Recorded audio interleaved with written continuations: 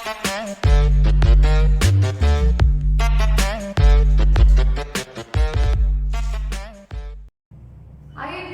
to the YouTube channel Chemistry Plus. In this video, we are going to discuss about the coordinate bonds.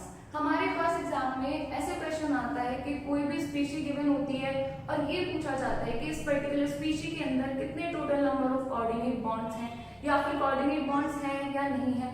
तो आज की इस video में हम लोग देखेंगे कि कैसे कोई भी स्पीशी कोऑर्डिनेट बॉन्ड्स का फॉर्मेशन करती है या फिर किस तरीके से हम किसी भी पर्टिकुलर स्पीशी के अंदर number of total coordinate bonds calculate करते हैं। तो सबसे पहले जैसे कि हमें डेफिनेशन में गिवन है, whenever a chemical bond is formed by two atoms and the electrons are shared by one of atom, then the bond is known as coordinate bond।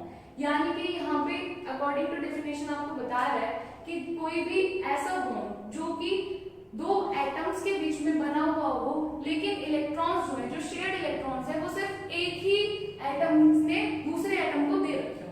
देखो एग्जांपल से देखते हैं। लेट्स सपोज हमारे पास कोई भी atom A है और एक एटम हमारे पास बी है। अब इन दोनों में से ए के पास क्या है, कोई भी लोन पेयर है और बी के पास क्या है, एक वैकेंट ऑर्बिटल है। जब हम किसी भी कोऑर्डिनेट बॉन्ड का फॉर्मेशन करते हैं तो तब हमारे पास जो एक स्पीशी होती है वो क्या होती है, डोनर, और दूसरी स्पीशी होती है एक्सेप्टर। अब डोनर कौन होगा और एक्सेप्टर कौन होगा? डोनर मतलब कि डोनेट करने वाला। अब यहाँ पे लेना देना किस चीज का हो रहा है, इलेक्ट्रॉन्स का। तो वो स्पीशी जो कि इलेक्ट्रॉन्स को डोनेट कर रही होगी उसे क्या बोलते हैं, डोनर। अब वहीं पे दूसरी स्पीशी है, हमारे पास दूसरा एटम है जो क्या कर रहा होगा, इलेक्ट्रॉन्स को एक्सेप्ट कर रहा होगा, यानी कि ये जो इलेक्ट्रॉन्स दे रहा है उन्हें एक्सेप्ट कर रहा होगा। तो ये वाली स्पीशी, इसको क्या बोलते हैं हम, एक्सेप्टर। यानी कि जो डोनर होगा वो इलेक्ट्रॉन रिच होगा, यानी जिसके पास ज्यादा इलेक्ट्रॉन्स है। अब मान लो भाई मेरे पास पैसे नहीं है तो मैं किसी को कैसे दे सकती हूँ, लेकिन भाई अगर मेरे पास बहुत सारे पैसे हैं तो मैं किसी को भी दान दे सकती हूँ। वही इलेक्ट्रॉन्स के साथ होता है, इसके पास एक्स्ट्रा इलेक्ट्रॉन्स है यानी कि लोन पेयर है, तो ये क्या करेगा, डोनेट कर देगा। इसका मतलब है ये इलेक्ट्रॉन रिच स्पीशी है। फिर उसके बाद आता है एक्सेप्टर पे। एक्सेप्टर कैसे होगा, इलेक्ट्रॉन डेफिशिएंट, यानी कि जिसका ऑक्टेट कंप्लीट नहीं हो पा रहा होगा, वो क्या करेगा, इससे इलेक्ट्रॉन्स ले लेगा। अब कोई भी इंसान है जिसका पेट भरा हुआ है वो फिर से खाना तो नहीं खाने वाला। ऐसे ही यहाँ पे है, इस एटम के पास इलेक्ट्रॉन्स की डेफिशिएंसी है, यानी कि इलेक्ट्रॉन्स की कमी है, इसीलिए इस वाली स्पीशी को क्या बोलते हैं, इलेक्ट्रॉन डेफिशिएंट। और इसीलिए ही ये क्या कर रहा है, अपने पास वाले एटम से क्या, इलेक्ट्रॉन्स एक्सेप्ट कर रहा है। अब जब ये इलेक्ट्रॉन्स इसके वैकेंट ऑर्बिटल में क्या करेगा, डोनेट कर देगा, तो हमारे पास क्या बनेगा, ए बी। अब इनके बीच में एक बॉन्ड का फॉर्मेशन होगा। ये जो बॉन्ड है इसको बोलते हैं हम कोऑर्डिनेट बॉन्ड।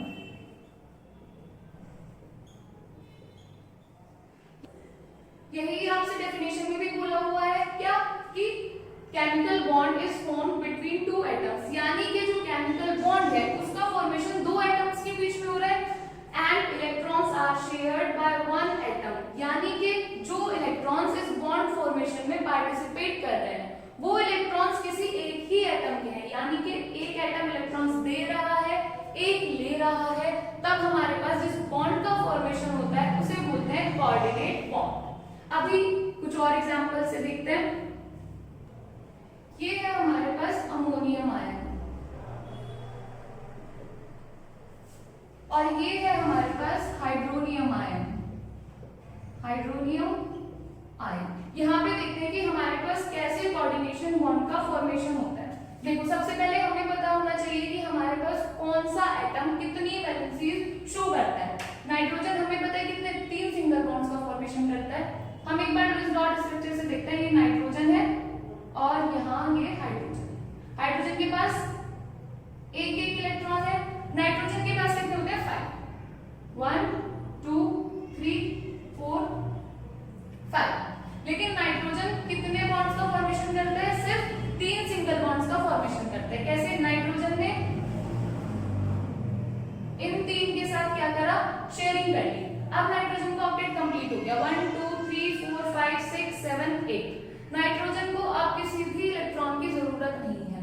इस पॉजिटिव का क्या मतलब है, यहाँ से ये इलेक्ट्रॉन क्या कर रखा है, डोनेट।